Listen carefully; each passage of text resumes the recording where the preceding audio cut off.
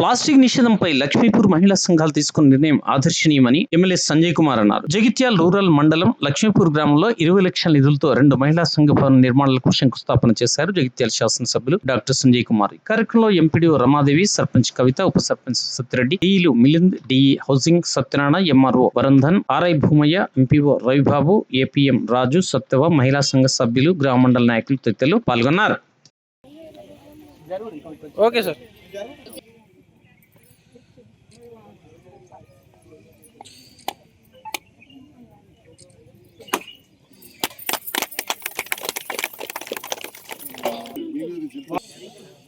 స్వామి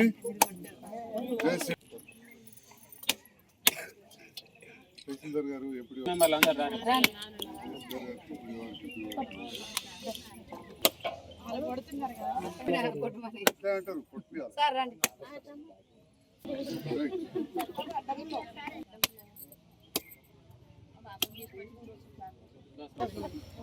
లక్ష్మీపూర్ సర్పంచ్ అమ్మ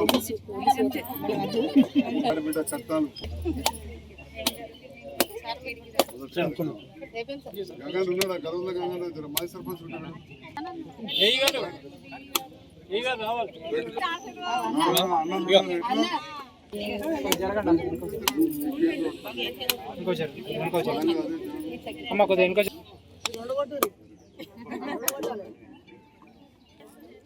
సార్ చూడండి secretary sir రండి.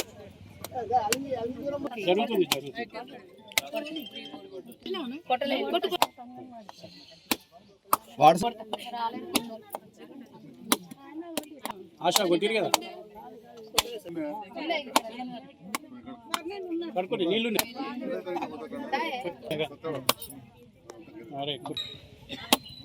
కొంచెం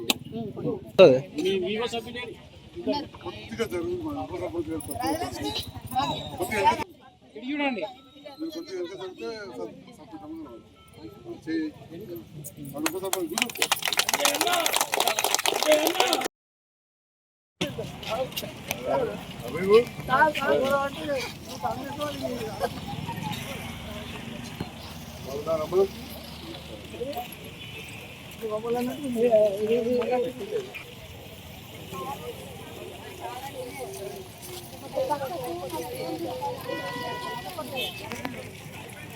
హలో ఇగో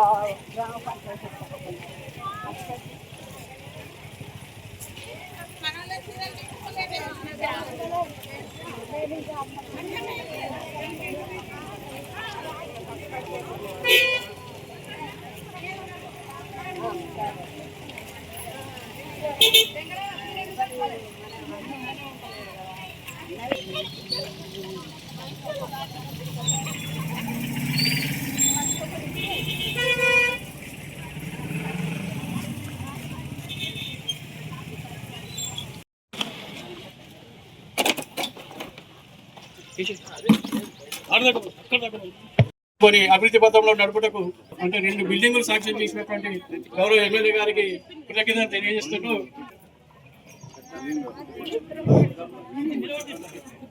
అలాగే గ్రామ సర్పంచ్ నల్ల కవిత స్వామిరెడ్డి గారికి మిగతా ఆఫీసర్స్ అందరికీ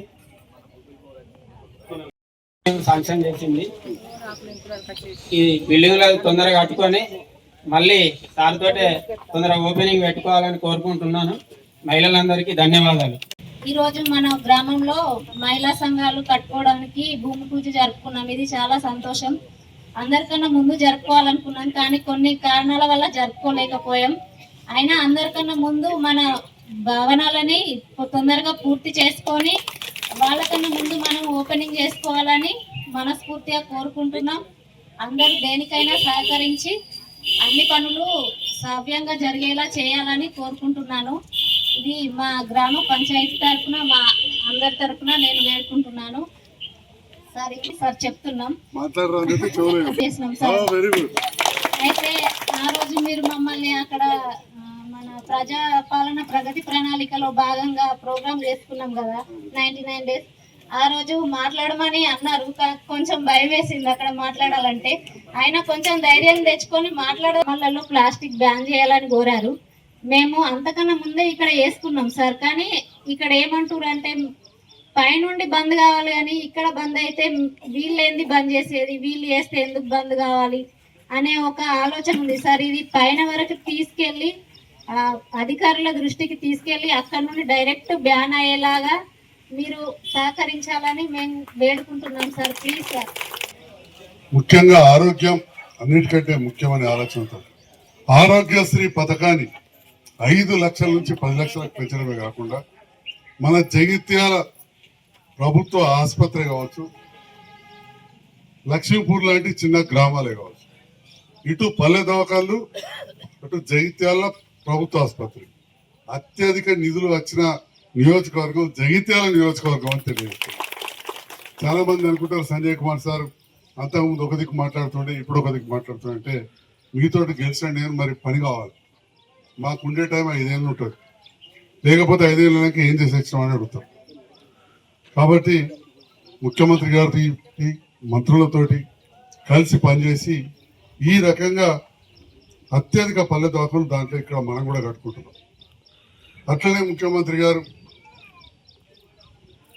ఇంటింటికి ఉచిత కరెంట్, ఇప్పుడు ఈ ఊర్లోనే చూస్తే 900 మందికి మన గృహజ్యోతి పథకం కింద 947 మందికి ఇవాళ రేపు సోలార్ ప్యానెల్ పెడుతున్నాం. మనకి ఇక్కడ రానిగా కనబడ్డది అదే పెడుతుండ్రో మరి ఏంటో తెలియదు. మనకి ఇంటి మీద పెట్టుకొని కరెంట్ డిపార్ట్మెంట్కి ఇస్తే ఇళ్ళ మీద పెట్టుకుంటున్నాం. యూనిట్కి 7 రూపాయలు ఇస్తాం. మా దవాఖానలో సొంటి వాళ్ళకు 12 రూపాయలకు మేము కడతాం, యూనిట్కి 12 రూపాయలు. మరి అలాంటిది పేదవాళ్ళకు 200 యూనిట్ల వరకు ఈ ఊర్లో 947 మందికి ఫ్రీ కరెంట్ వస్తుంది. అంటే మీరు ఆలోచన చేయండి, 200 ఇంటూ 7 రూపాయలు ఎంత అవుతుంది, అట్లా 947 కుటుంబాలకు. అదేవిధంగా సన్నబియ్యం పథకం, కొత్త రేషన్ కార్డు, గత ప్రభుత్వం ఇచ్చే కళ్యాణ లక్ష్మి లాంటి అన్ని కూడా కొనసాగించుకుంటే ఇప్పుడు బీర్పూర్ పోతున్న 28 మందికి అదే 1,16,000 కళ్యాణ లక్ష్మి వచ్చింది. ఓకే, కొంత ఎక్కువ ఇస్తాం అన్నారు, అన్ని ఎప్పుడు కూడా సాధ్యం కావు, కొన్ని టైం పడతాయి, రకరకాల కారణాలు. మరి ఆ రకంగా ఈ ప్రభుత్వం చేస్తూ కొంత వెనుకైనా కానీ గతంలో కూడా అప్పుడప్పుడు వెనుక అవుతుండే. నాకు బాగా జ్ఞాపకం ఉంది, అప్పుడు ఆ ప్రభుత్వం ఉన్నాం. అసలు రైతు బంధు అనేది ఎప్పుడు మొదలైంది? అప్పుడున్న ప్రభుత్వం తెలంగాణ వచ్చినాక 4 ఏళ్ళకి చాలి, 4 ఏళ్ళకు కొత్త ప్రభుత్వాలు వచ్చినాక కొంచెం ఒడిదొడుకులు ఉంటాయి. అయినా కానీ మళ్ళీ నిన్న చాలు చేసినారు, ఎకరం పడ్డది, నాకు కూడా ఎకరంకి వచ్చింది. ఇలా కొన్ని భూమి ఎక్కువ సామాన్యులకు కొన్ని లక్షల మందికి 75 లక్షల మందికి అందరు రైతులకు వచ్చింది. ఇంకా 10-12 రోజుల్లో మళ్ళీ ఎకరంకి వస్తుంది, ఇంకో 10-12 రోజులు మళ్ళీ ఎకరంకి వస్తుంది. ఆ తర్వాత పెద్ద రైతుల సంగతి ఆలోచన. అంతకుముందు ఏమైపోయేదంటే రకరకాలుగా ఉండేది. అంటే ఈ రకంగా సయాన సామాన్య కుటుంబంకి వచ్చిన రేవంత్ రెడ్డి గారు, సర్కార్ వల్ల చదివిన రేవంత్ రెడ్డి గారు, రైతు కుటుంబంకి వచ్చిన రేవంత్ రెడ్డి గారు ఖచ్చితంగా ఆ ప్రభుత్వం రిలీజ్ చేస్తారు. మరి ఇప్పుడు ఇందిరమ్మ రాజ్యం అనే మాట మాట్లాడుతుంది సంజయ్ కుమార్ సార్. మరి బాగా అప్పుడప్పుడు ఇందిరమ్మ రాజ్యం గురించి పోగొడుతున్నాయి అనుకోవచ్చు, దానికి పోవడానికి కారణాలు లేవు. నేను చిన్నప్పుడు 10-12 ఏళ్ళ వయసున్నప్పుడు అప్పుడు ఇందిరమ్మ ఇండ్లు పెట్టే కార్యక్రమం అంతరాలు జరగడం, మా అంతరం ఆడబిడ్డలు ఇడున్నారు, మా వార్డు మెంబర్ కూడా ఉన్నాడు, మా భోగరాజు కొడుకు, వాళ్ళకి తెలుసు. అప్పుడు మంత్రులు వచ్చేప్పుడు భూమి పూజ చేసేది కుటుంబంలో మంత్రులు ఉండే. ఇక్కడ కూడా ఎక్కడ ఉన్నది పేరు, ఒక బడి దగ్గర ఇక్కడ ఉన్నది మా తాత పేరు. మన లక్ష్మీపూర్లలో జగిత్యాల కాదు, భారతదేశం అంతా కూడా ఆలోచిస్తుంది. కానీ చెయ్యాలంటే కొన్ని ఇబ్బందులు ఉంటాయి. ప్రభుత్వమే మొత్తం బ్యాన్ చేయలేదు, ప్లాస్టికే బ్యాన్ అనేది మనకు అయ్యే పని కాదు. అట్లా మొదలు పెట్టుకుంటే మనకు ఆరోగ్యానికి పనికిరాని చాలా చెప్తున్నాం. పెట్రోల్ డీజిల్ వాడి సైకిల్ మోటార్ పోతే కూడా వచ్చే గాలి మనకి ఎన్నటికైనా చెడు చేసేది, ఎన్నటికైనా చెడు చేసేది. కానీ అలవాటు పడిపోయినాం, రాత్రి అన్ని కావు. మన లోపల ఒకటొకటి మార్పు రావాల్సిందే.